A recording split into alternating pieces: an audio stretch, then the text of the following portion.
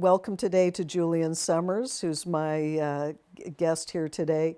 Julian and I have not known each other long. We've never met in person, but we've had multiple conversations via Zoom since we were first introduced. And that was in the context of having read Sam Cooper's book, Willful Blindness, and trying to wrap my head around the complex of what has transpired with the drug trade and money laundering and the impact, especially in the Downtown Eastside and parts of Vancouver. So that's how we met. Why don't I just ask you, Julian, to talk a little bit about who you are in your area of study? Sure. Thanks, Colleen. Well, I'm a clinical psychologist by training. I started out working here in Vancouver. I was doing clinical work at Riverview Hospital, helping patients, and this is in the 1980s, to be as ready as possible for leaving the hospital. And by that time, we were supporting people who were not the first selected to leave. So they tended to have more complex challenges, more difficulties in terms of their readiness. And I was training at SFU and worked under the mentorship of an addiction specialist named Bruce Alexander. And Bruce, who is still a mentor, had a huge influence on my my life ultimately, but on my understanding of addiction, its relationship to the social environment. So I went from there to work with a fellow in the States, Alan Marlatt. Alan is one of the, I think, best known recent addiction specialists, clinical addiction specialists. His books address relapse prevention, harm reduction, both constructs that he substantially introduced into addiction practice. And I returned to Vancouver. After that, I worked at Children's Hospital, GF Strong, a few other places before landing at UBC, where I directed a training clinic. And through that, it took me about 5 years to appreciate how badly, not only Vancouver, but BC, are addressing the challenges relating to addiction, how fast we are producing addiction without even seeming to acknowledge it. So I looked for opportunities to shift my emphasis from clinical practice, which I had been doing up until that point almost exclusively, to research.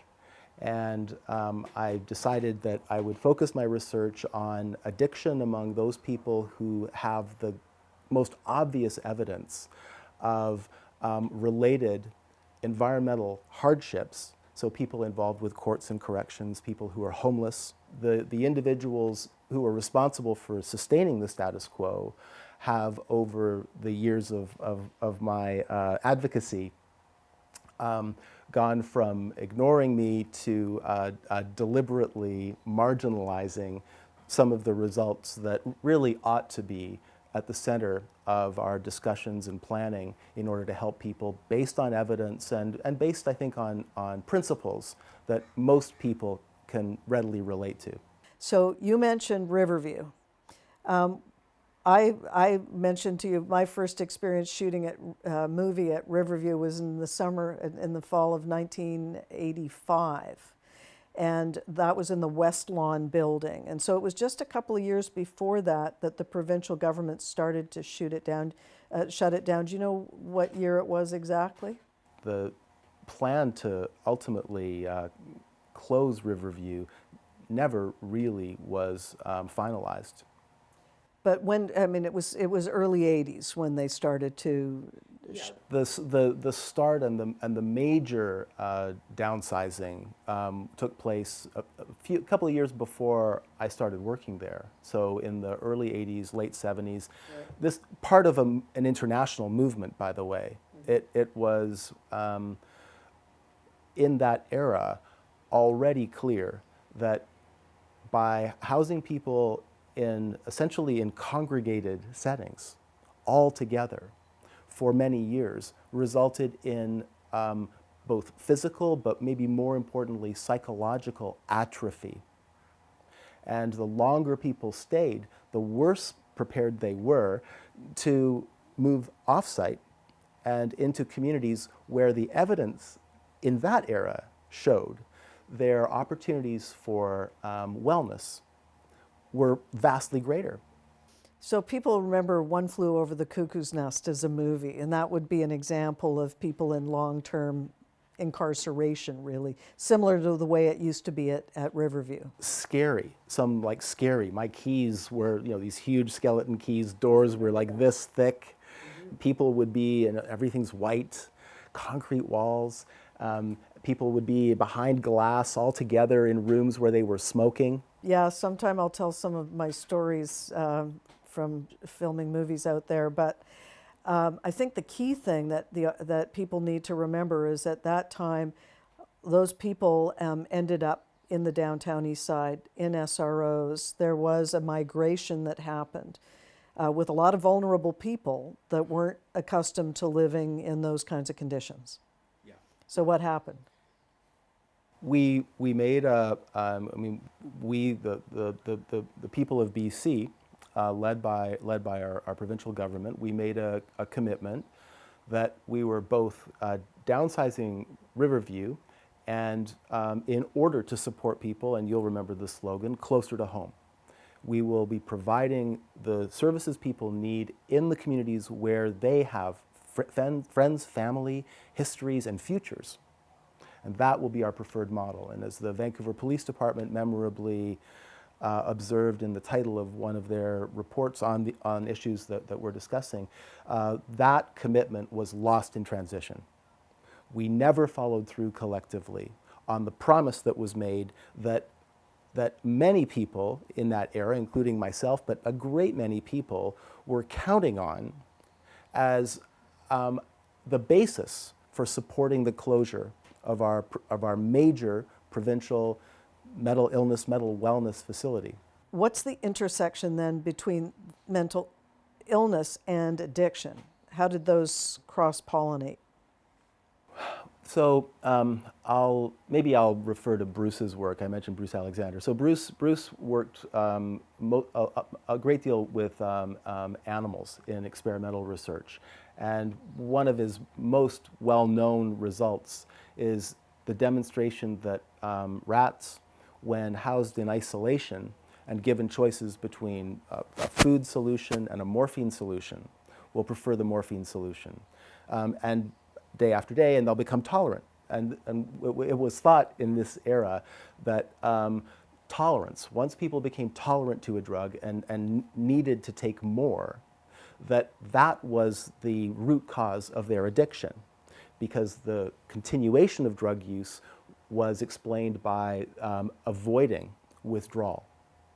So what Bruce showed with rats in a series of experiments that have been replicated by other investigators was that if you took those same rats who had become tolerant in cages and put them into an open setting with other rats and areas where they could play, and they're a social species, it was referred to as rat park, that their preferences changed abruptly. They would forego the morphine solution and prefer chow over and above.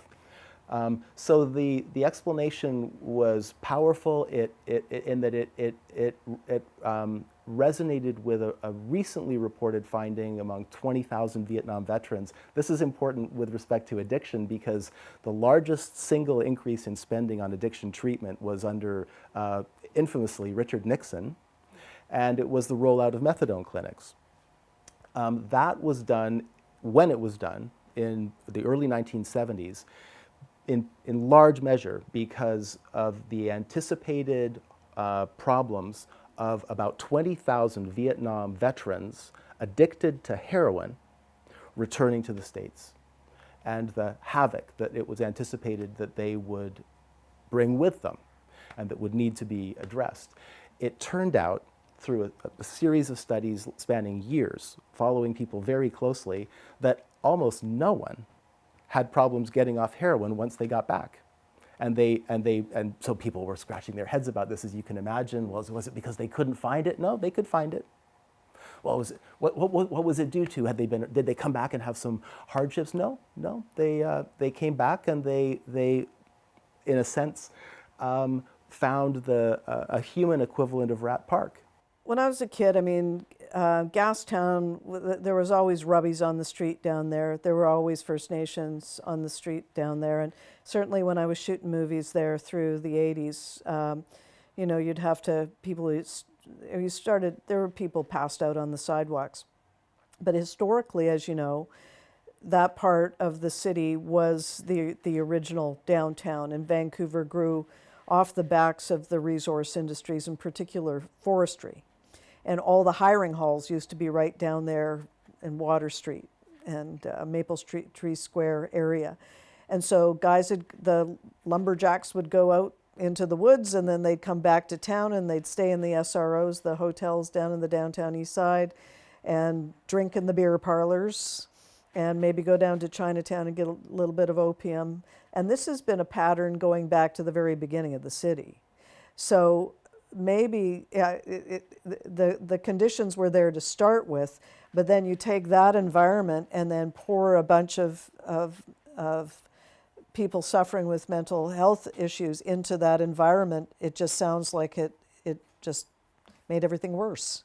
Yeah, if you very much so. If you think of addiction as being related to essentially being shut out of meaningful social opportunities. So, like Rat Park, and the contrast with being alone in a cage. We can see in the population that becomes visibly addicted some of the facets of our own society that we devalue, that we that reveal to us where we are in some important ways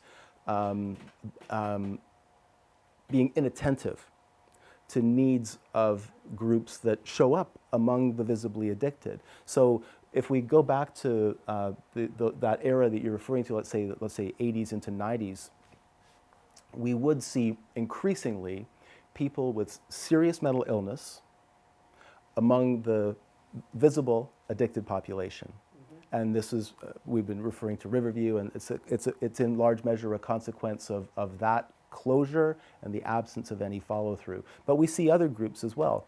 We see disproportionately Indigenous people. Same explanation. There's nothing inherently about mental illness. A great many people in society are likely to experience at one point or another the symptoms that are a syndrome of mental illness. Depression, anxiety-related disorders, which are many, but even psychotic illnesses, bipolar disorder, these are not uncommon experiences in the population. And of course, very few of the people who experience these syndromes become destitute and addicted. So it's not mental illness as a singular risk factor any more than it is being Indigenous as a singular risk factor. It is, what do these things mean in the local society? How is the local society responding? More recently, youth is a risk factor for visible addiction, and it's reflecting back to us as though it was a mirror, the emergence of a population in our midst that we are systematically disenfranchising. So to make progress, we need to do what Portugal memorably has described and done. Their summary phrase was, "There is no such thing." In fact, it starts with "strictly speaking." There is no such thing as the treatment of addiction without social reintegration. And full marks for correctness. And this was the statement in their plan, and the success of their plan is a testament to the correctness of that vision and their ability to follow through, which we've been able to do here in Vancouver, but no one wants to know about it. What was the saying that they said when they started moving people out of Riverview, bringing them home? Closer to home. were we bringing them closer to home? Because if you go down to the Downtown Eastside today, the people are not home. We're not talking about people that were, born and raised in Vancouver. We're talking about people that have migrated here by and large. Although the definitions now seem to think that if you've lived here for 30 days, that makes you a Vancouverite. But notionally, the idea was that these are people that are from here, that are need our supports, and we're supporting them at home. But that's not what we've got now. No, we've published. I mean, we've published very clearly where did people come from. So in one of our studies, we worked for a number of years with 500 people who had been homeless for an average of 10 years, all experienced serious mental illnesses, and almost all experienced concurrent addictions. But with their consent, we accessed health records, including the record that states where were they registered in each year. We also looked at their involvements with the criminal justice sector and with income assistance, so reliance on things from crisis grants to regular disability income. And going back 10 years, more than 80% were not in Metro. And over each consecutive year, the likelihood of their being hospitalized, of their being convicted of a crime, their reliance, simply the amount per year that they required in terms of income assistance were going up, keeping in mind that eventually they find themselves in Vancouver homeless. So in another publication, we've looked using these same data, where are the people who are hospitalized for mental illness, hospitalized, and this is and, so between all the things that I'm saying, think and, hospitalized for serious mental illness, hospitalized for addiction, receiving income assistance for so-called crisis grants, including shelter support, have at least, I think it was 9 criminal convictions. There are 2,200 people. It was one of our publications. Okay. And we've shown where they are. None of them are in David Eby's writing, by the way. But they're not all in the Downtown Eastside either.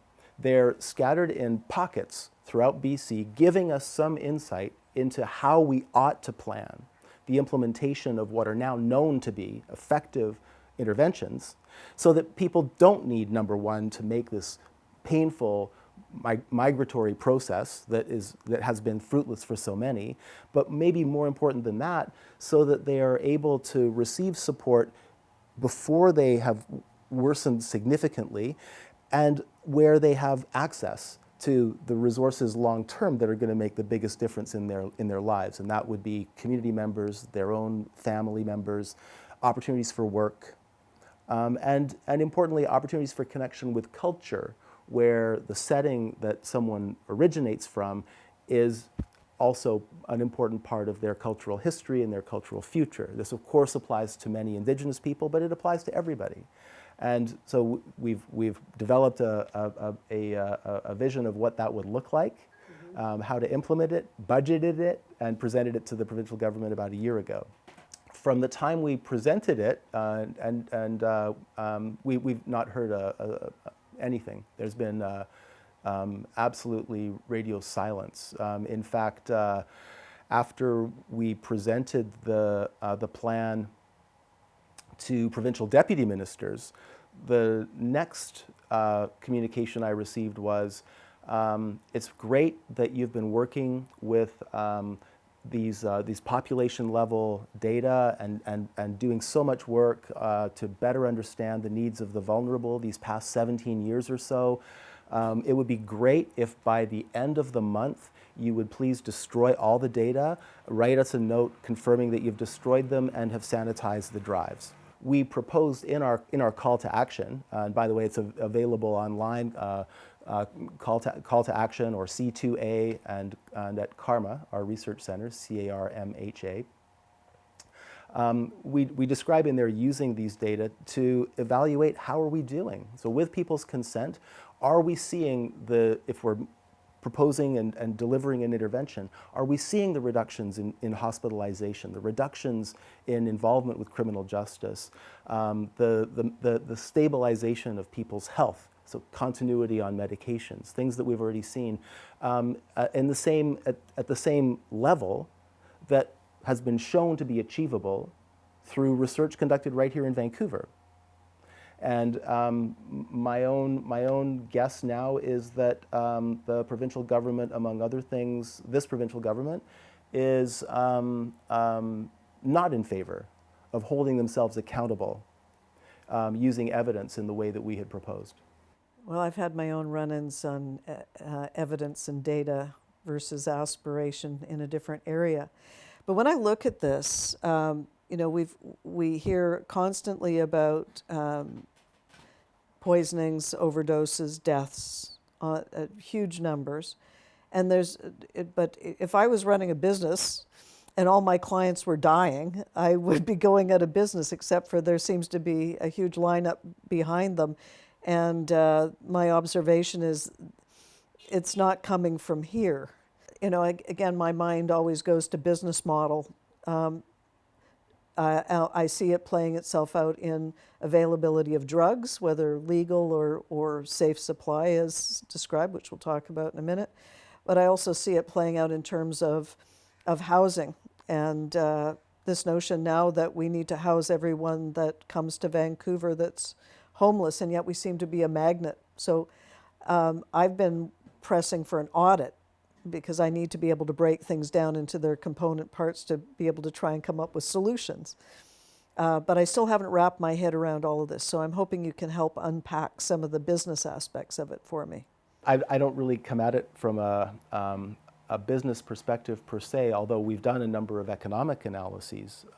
We thought that when we demonstrated that the annual cost to taxpayers of supporting people who are struggling with mental illness, addictions, and homelessness, we showed that cost in 2007 was $55,000 per person per year, year over year. We've since replicated that, and other teams have replicated it on research in BC, so this is a pretty robust estimate. Principally, hospitalization-related or hospital-related costs and criminal justice costs. They made no impact whatsoever on the provincial government. They did have a small impact on the federal government in that, thanks to some of this cost-related work, and you'll remember our former Prime Minister, Harper, was moved by these results to then propose that rather than doing these large health transfers that are typical of the federal government for innovation, that there should be a specific fund. It's $120 million. And it would be used to generate evidence through randomized controlled trials. And that now is the highest quality evidence that we have in this country, as well as here in BC, to illustrate the magnitude of difference between so-called usual care, which is what we have going on around us, what we see, Vancouver Coastal, BC Housing. People are talking a big game. It's not as though we're not doing anything, but how does that work for people? So we were able to randomly assign people to usual care, to receive what's known as recovery-oriented housing, and to receive congregate housing, where they would receive all the same supports, the same value of supports, over $1 million a year in supports, but rather than a team that visits them in their homes, it's all provided on site. So we now have that experience.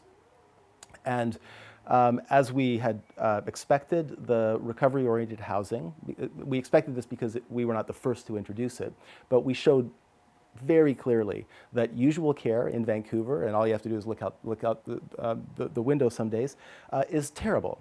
It is absolutely terrible. Usual care for people who are stuck in homelessness is abysmal. They tend to remain homeless while their health and social well-being are worsening the longer you follow them. People who receive recovery-oriented housing, and the psychology of this is essentially treating people like anyone else. If you or I were offered a place to live. And one of our options was a building where every resident in the building has an active drug problem. There's a drug consumption site in the building.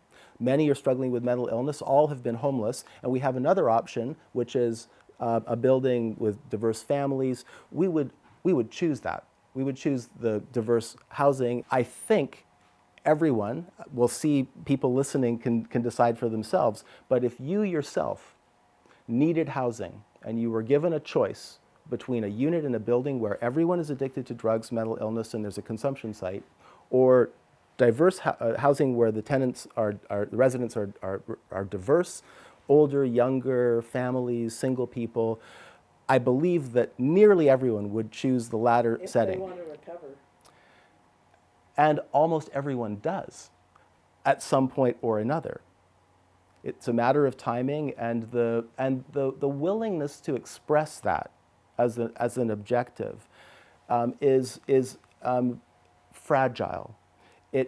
Because it places people at risk. It makes them vulnerable to say that they would like to change, in part because they don't have any idea how to do that. If they knew how, they would likely have already changed.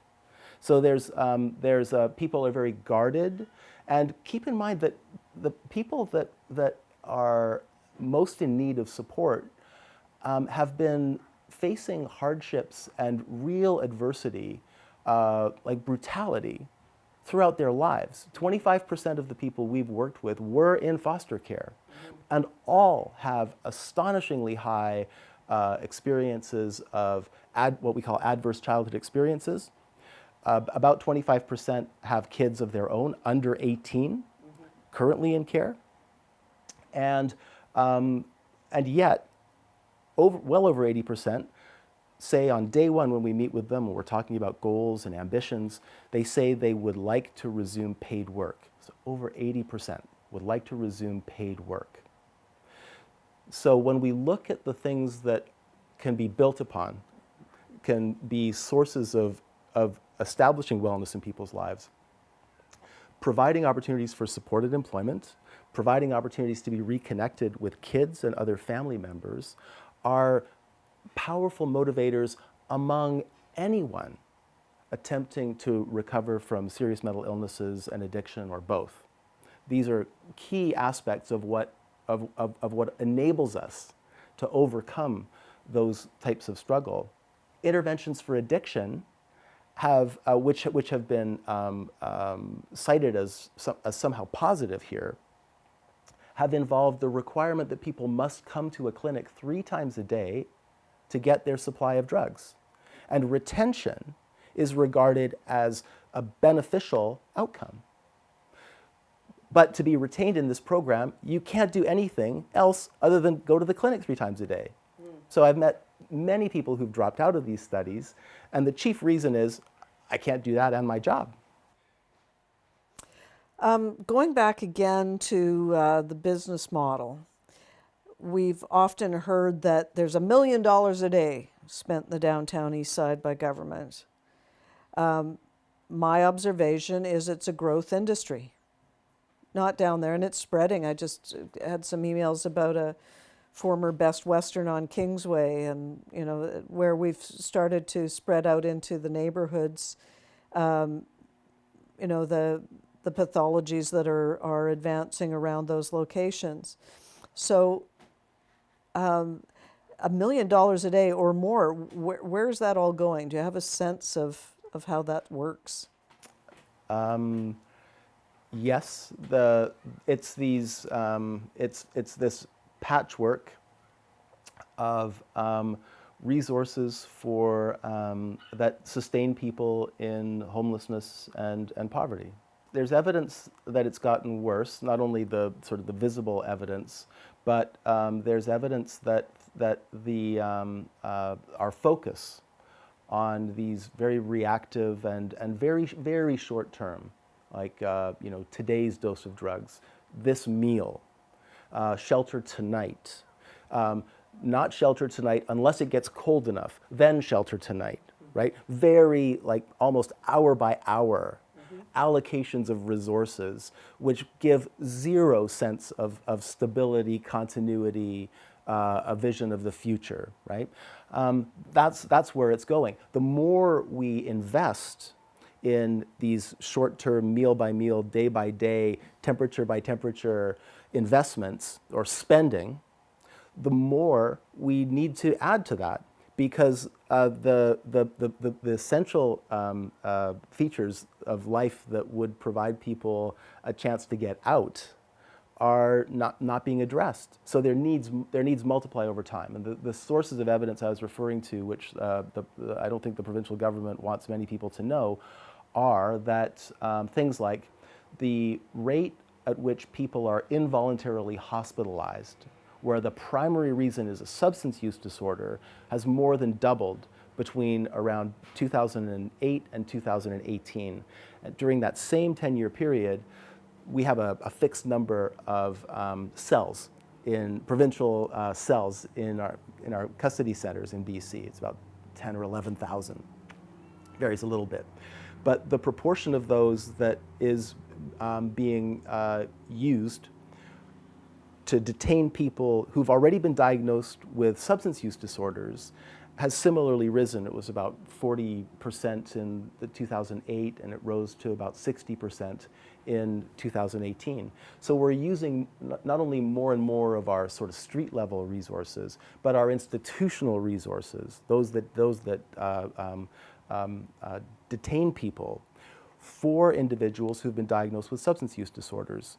And I think the financial interests at play here are consistent with the short-term interventions. So one that we hear endlessly about is the need to supply people with drugs. Yeah, well, so safe supply has become the buzz term, but what does that really mean? It means a marketing slogan, is what it means. We've written a review on this topic. We use the title Public Supply of Addictive Drugs. Many people have adopted that description, PSAD, because it lacks the implication of something that is, for starters, safe, but it also lacks any implication that this is somehow an established practice that has some evidence behind it. That's that paper right there, Yes. which I've read, and it'd be helpful if you could give the summary on it. Well, we were asked to do this review of published literature, so peer-reviewed published literature, in which people are advocating for safe supply, using that term. And we found that nearly all of the papers that advocate for this practice have been done by BC authors. What they describe in terms of the results is nothing to do with public supply of addictive drugs and demonstrating benefits or harms or anything. What they describe in their results are groups of people who have profound polysubstance addictions, who are unemployed, who are frequently involved with crime, and these are crimes of survival, theft, occasionally violent offenses, but mostly theft, and who are living in poverty, and who are disproportionately Indigenous. So when moving into the discussion, so what does this mean? Not one of these BC-based papers interprets their results as signifying that we should be using evidence-based forms of housing, evidence-based forms of supported employment, evidence-based addiction treatment, that we should be interpreting these results as demonstrating to us the urgency of real action on reconciliation. None of that is even mentioned. Instead, they all jump straight to, therefore, we need a safe supply of drugs. And who produces that safe supply of drugs? Well, there are also BC-based leaders who are proponents of this and who themselves have developed companies to provide drugs like heroin or and other drugs, whose work primarily involves the dispensing of drugs to people with no regard. So instead of, again, going back to Sam Cooper's book, talks about the fentanyl trade and the money laundering through the casinos, but that the fentanyl, comes in through the port or through the mail or through whatever channels and then is distributed. But though, of course, often tainted and leads to a lot of poisoning deaths. So the logic is to compete with the poisonous drugs. Okay, can you help me rationalize this, please? Yeah. So the logic is poor, so as I speak, if you think you're missing something, perhaps you're not. But the logic is that for people who are not involved in any form of treatment, this alternative supply would be made available free, well, not to taxpayers, but free to the recipients, without requiring that they are involved with treatment, or basically with very few contingencies. And the need for that is because if there were contingencies, they might not access the supply. So for people who are most at risk, those who are dying tend not to have a single drug in their system at the time of poisoning. They have multiple drugs, so it's not opioids in everybody, but it is in the vast majority. But in addition to that, stimulants like cocaine or crystal methamphetamine and benzodiazepines, increasingly more than 50% of decedents in recent work. So we need a mix of drugs, because the goal is to completely displace illicit drug dealers. From a business standpoint, that would appear to benefit the people producing the pharmaceutical grade drugs because they're now the new dealers. But the idea that it is sensible to ignore the fact that people are homeless, unemployed, struggling with mental illness, and instead we're going to somehow achieve a greater health good by taking all of those people and luring them to illicit supply of drugs is crazy. It is crazy. It defies evidence, and it also, I think, defies common sense. But I've read, and through reports we've had at the city, that so many of the overdose deaths happen to people at home by themselves, and their bodies are discovered a couple days later. And they've been getting their drugs through the mail. I mean, some people still go down to the Downtown Eastside to get their drugs, but a lot of people just get them in the mail. And the breakdown demographically was overwhelmingly male in working age groups, overwhelmingly in the construction and transportation trades. So that's an interesting observation. It would be interesting if it was true. Over 60% of people who experience poisoning were unemployed in the year of their death. And about 40% of those individuals were also unemployed, and this is looking at T4 income, in the preceding 5 years. What's the criterion for being deemed an employed person in these BC analyses? The criterion is that you earned at least $500 of T4 income in the preceding year. So that's the standard that is being used. That's what gets you out of the 60+% into now this minority of people who earned at least $500 in the year of their poisoning.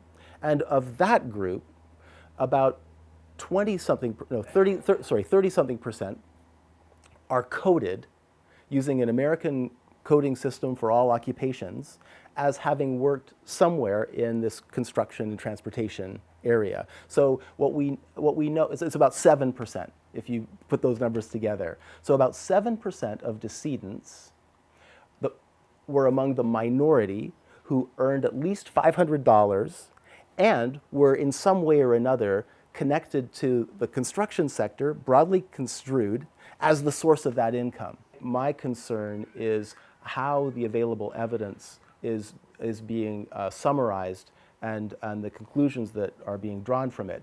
The evidence is that the risk of poisonings is overwhelmingly associated with unemployment. Full stop. It's not associated with construction-related injuries and work affecting that minority of people who somehow earned at least $500 in construction. That is a gross distortion of what the evidence is telling us and its implications. In fact, work being central to overcoming addiction means that the construction sector, you pointed out that it's mostly young and men at risk, the construction sector ought to be viewed as a place of opportunity, a place of opportunity for supporting people to enter the workforce, be retained in the workforce, and to be using that as a means of enhancing their wellness and assisting their likelihood of overcoming their addictions. Right. But then there's got to be, and jobs that are, and coming out, they're going to largely be minimum wage jobs or re-entry level jobs if people are trying to, re-enter society, one way of putting it. And so then you're in a situation where you have to cover rent in this town off of minimum wage jobs. What's worse? Yeah. So ultimately, we're trying to fix this. We're trying to think our way through this. We're trying to dissect the key components of it. We know that we've got a illegal drug supply that's coming in, and even though it's killing people off in record numbers, they keep coming on down. So that's going to persist, and we know that there's a move to create a competing industry of safe supply. But again, the logic behind that is really perpetuating people's addictions rather than helping them recover and lead to reintegration in society. We know that we are a destination in this city for homeless from across the province, across the country. And clearly the policies here of the governments over the last decades have really led to this. The question is now, what are we going to do about it? Because we don't want to be fearing for our safety walking down the street that some random guy's going to punch you out. And I can hear the grandchildren down there. I don't want to worry about taking them to the playground. But that fear is palpable out there for people in the city. People are really afraid. So we've got to deal with it, and we've got to deal with it maturely. And to do that, we have to really break it down into its component parts. And then where do we go from there? Yeah, the large problems involving housing and homelessness and risk of homelessness overlap with my area of work, but are not synonymous with it. And I know there are people with considerable expertise as it relates to housing affordability and related things. I'm here to remind us that we made a commitment when we closed Riverview Hospital that it was not simply, now you're going to fend for yourselves. It was that we're going to be providing services closer to home, because we knew then that putting people all together with mental illnesses and addictions in one building was not in their best long-term interests, health-wise, socially, just generally for their wellness. And this was sufficiently well-known internationally that pretty much every place that had large institutions like Riverview closed them in around the same time. So what does that mean today? Well, it means that we need to be able to provide the quality of service that people not only need, but that actually delivers on that promise. It provides them with opportunities to experience wellness, opportunities for social reintegration. When we do that, and we've had the chance to do that experimentally in Vancouver, the reduction in crime is over 70%. 71 is the number. 71% less crime in the first year among the people who receive recovery-oriented housing versus those who remain homeless. You mentioned safety and public safety. This is, I don't know, I've done a bit of, we've done some previous research on crime and aspects of crime, I haven't seen another intervention that results in a 71% reduction in offending unless you simply lock people up. So, but there is zero interest among the provincial leadership and the current Vancouver civic leadership in studying how did we do that, what are the active ingredients, and how could we make that more widely distributed so that all communities can benefit from that decrement in crime and the related improvements in public safety. So the status quo does not want to be disrupted. That's very strongly my impression. The status quo does not want to be disrupted. Yeah. So that status quo, as I've been observing it, ties to housing. It ties to the whole social safety net, naturally to the areas of mental health and addictions, through to crime and safety, and the balance between all of these. But at the heart of it, it's the desire to be healthy as a society. And yet that's not seemingly what we're trying to do here. Are we just trying to prevent people from dying by giving them, again, coming back to safe supply, public supply of addictive drugs? But it's not about recovery. It's not about becoming healthy. It's about perpetuating the status quo. It appears to be about perpetuating the status quo. It doesn't matter how much things cost. What makes the biggest difference is who gets paid. And if we were serious about wellness, we would not be framing our current poisoning crisis as a supply problem. Lots of people have access to fentanyl. I bet you or I could score some if we wanted. Many people across North America have access to fentanyl, but don't access it. It is a demand problem. The problem is the creation of demand in our population and the fact that we are so tone deaf to the fact that the rise of deaths among youth, the rise of deaths among Indigenous people, the rise of deaths among people who are mentally ill is due to the fact that we ignore their struggles. And the best we can come up with to an Indigenous sex worker in the Downtown Eastside who's homeless and under a pimp's threats is we're here to help you. We're here to help you, and we're going to, because what kind of help? We're going to give you a different supply of drugs. The vast majority of people who access a shelter don't come back. But of those who become stuck, the likelihood of serious mental illness and addiction is extraordinarily high. It almost defines the group that is at risk for long-term homelessness. So that's the group I'm referring to. And people have asked, occasionally, like, what's wrong with congregate housing? What's wrong with housing people altogether? There's nothing wrong with congregate housing. Any decent-looking apartment building attests to the success of congregate housing. People live together and they enjoy their lives and they go about them. The problem with congregate housing is when the tenants are all struggling. I mentioned earlier that many of us in the course of our lives are likely to experience symptoms of mental illness, addictions, both. And the way we get out of them is often has nothing to do with professional services, by the way. But one way of thinking of it is it's as though we when we have these experiences, we fall into the deep end of the pool. And as long as there are people around on the edge of the pool watching and available to us, they can pull us out. If we all fall in the pool together, we're hooped. Yeah. So we need to ensure that people, and this is, and the wisdom behind that is evident if you listen to people. What would you like to do? Would you like this housing or that housing? And they choose independent housing overwhelmingly. What else would you like to do? I'd like to resume paid work. I'd like to be reconnected with my kid. I'd like to be reconnected with my culture. So they say these things, and when we provide the opportunity for people to follow through in these things, they experience wellness. We see the crime reductions. We see a 50% reduction in year one in their use of emergency departments.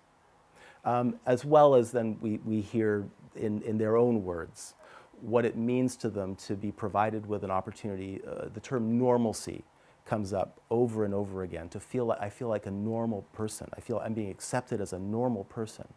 And one's outlook for the future expands when that becomes a possibility. So the same, when people do this, the results are comparable in almost every place. Travel to Helsinki, travel to Lisbon, look at published results from experiments such as ours, and they're remarkably consistent. But we're stubbornly opposed to addressing the problems in this way. Treating people as, really I think, treating people as we would hope to be treated ourselves. I was using that example earlier of what building would you choose, because I do think that most people who don't have addictions or mental illness, if given a choice between a building where all your fellow residents have a mental illness and addiction and one where they don't, it's a mix, would choose the other building. And the reason that's relevant is, why do you think a person's choice would be any different if they happen to have a mental illness or addiction? Why do you think they would choose that building over that one? Because they don't, and they wouldn't. We have determined that this is what they ought to get. That is stigma. Right. When people look a certain way, and based on their appearance, we decide that this is good for you. You can be in, we're going to buy an SRO for people like you to live in, right? And but for anyone else who comes into our constituency office or something like that, and we listen to their travails of housing, we would never say, well, what about living in an SRO with people with mental illness, right? Because that would come across as insulting. And yet, it's no problem to insult people who have these things. That's stigma. At the heart of all of it, though, as I've been listening to you, I keep coming back to the word hope. So much of what I think, again, people are dying like crazy, but there's a lineup behind them. And what is it that is missing? And I sense it's hope. People have lost hope.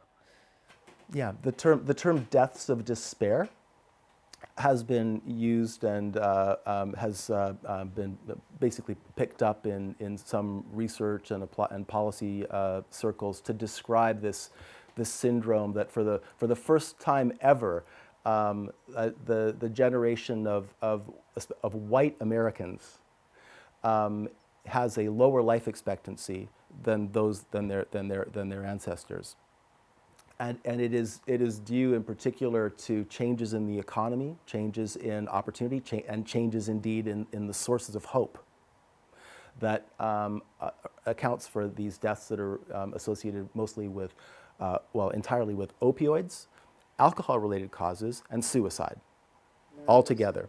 Yeah. So we are we're fooling ourselves here in BC to imagine that the real culprit is some external supply of toxic agents that we are somehow falling victim to despite our best efforts. These are not our best efforts.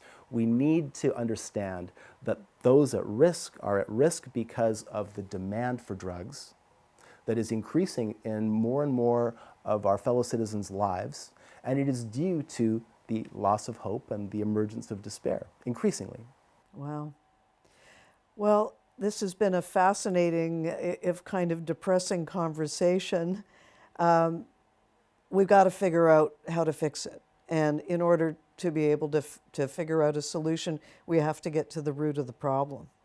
And I so much appreciate your conversation here today because it's given me insights.